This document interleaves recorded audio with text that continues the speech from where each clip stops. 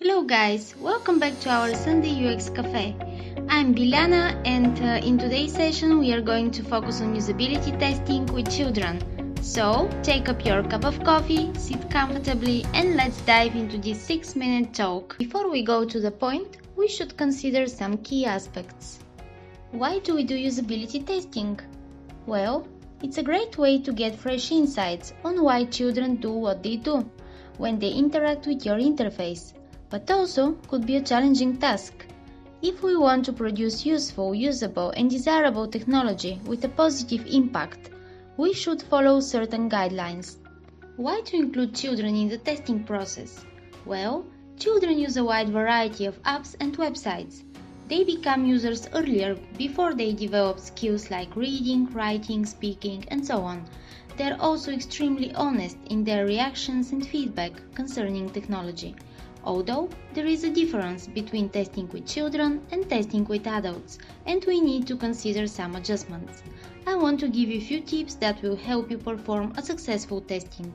The tips are divided into 4 parts: setup and planning, introduction, during the test, and finishing up. When you are in the setup and planning phase, it's always a good idea to recruit a few more participants than you need. That way, you have the participants you need in case of no-shows or cancellations. And remember to give the parent to sign a consent form before the child participates in the usability test. You need to set up a child-friendly environment, which should be as pleasant as possible.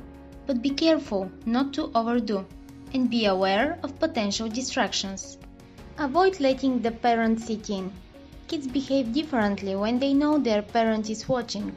Don't make the sessions too long. It should be around 30 minutes. Children have very short attention span and they tend to get distracted more easily than adults. So therefore, more breaks are required. Now we are moving to introduction phase. Explain the kid that we are here to have fun, to explore and to experiment. We are testing not only the usability of the product, but also how much fun children experience while interacting with it. It's important to make clear that the children understand the reason for their participation in the test. Give them importance. Explain them that they are one of the first kids to try this out, and maybe some of the things are not going to work all the way. So, if anything is confusing, assure them to ask you.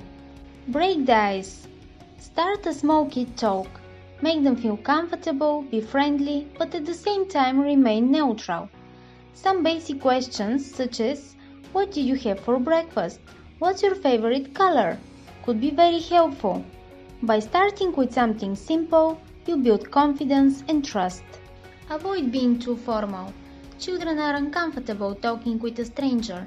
For that reason, dress casually, but still professional. Nice sweater and jeans are a good idea. During the test, observe very carefully.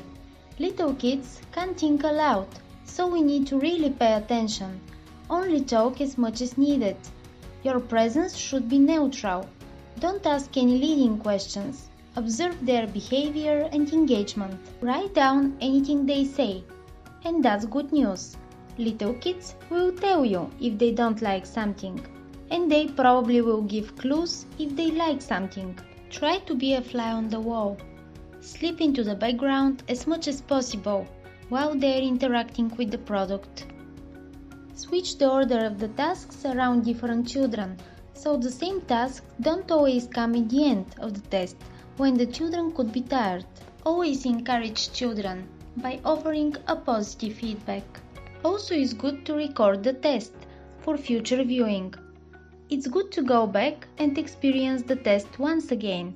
You can notice valuable information that you missed out on the first sight. In the finishing up phase, it will be helpful to interview the kid.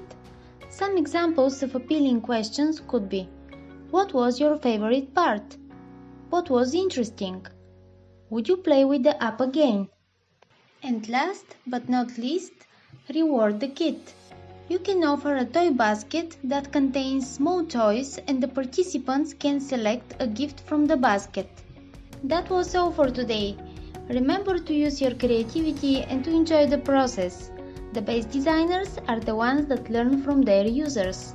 I hope today's UX Cafe was useful for you, and stay tuned for the next time when we are going to talk about designing for children.